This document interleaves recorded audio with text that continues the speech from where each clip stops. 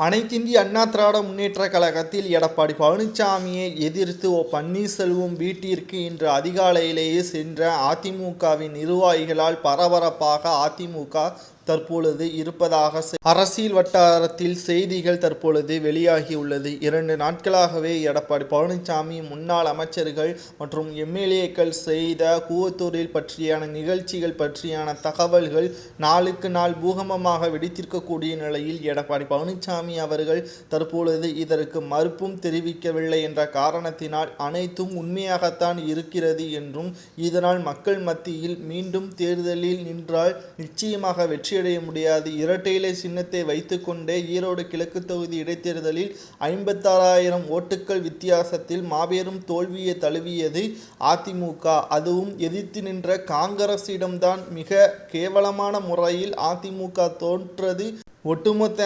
அதிமுகவிற்குமே அதிர்ச்சியை ஏற்படுத்தி இருந்தது. இதற்காகத்தான் பன்னீர்செல்வம் அவர்கள் அன்றே கூறியிருந்தார், எடப்பாடி பழனிசாமி அவர்களின் செயல் திட்டங்கள் சரியில்லை என்றும் பணத்தை பெற்றுக்கொண்டு வேட்பாளர்களை தகுதியில்லாத வேட்பாளரை ஈரோடு கிழக்கு தொகுதி இடைத்தேர்தலில் வாய்ப்பு கொடுத்ததன் காரணமாகத்தான் இந்த விளைவு. அவர் ஏற்கனவே சட்டப்பேரவை நடக்கும் பொழுது தோற்றார் என்பதும் குறிப்பிடத்தக்கது.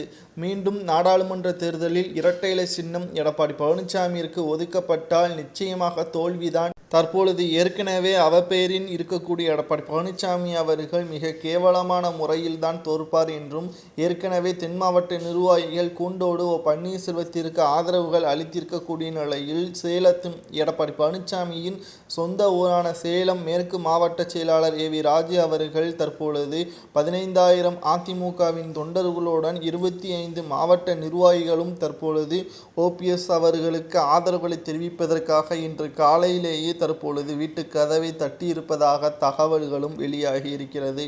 ஒட்டுமொத்தமாக அனைத்திந்திய அண்ணா திராவிட முன்னேற்றக் கழகம் தோல்வி அடைந்தும் தேய்ந்தும் வருகிறது என்றும் இதை காப்பாற்ற வேண்டும் என்றால் பன்னீர்செல்வம் அவர்களாக மட்டும்தான் முடியும். காரணம், புரட்சி தலைவி ஜெயலலிதா அவர்கள் சிறைக்கு செல்லக்கூடிய சூழ்நிலை ஏற்படும் பொழுது அத்தனை அமைச்சர்கள் இருக்கும் பொழுது பன்னீர்செல்வம் அவர்களை தேர்ந்தெடுத்தது. அதுவும் ஒன்றல்ல, இரண்டல்ல, 3 முறை பன்னீர்செல்வம் அவர்கள்தான் அதிமுகவின் முதல்வராக பொறுப்பேற்றார். தற்பொழுது எடப்பாடி பழனிசாமி அவர்கள் இருக்கும் இடம் தெரிய வந்திருக்கிறது என்றால் அதுவும் பன்னீர்செல்வம் அவர்களால் தான் என்றும் தற்பொழுது ஏ வி ராஜு அவர்கள் கூறியிருக்கிறார்.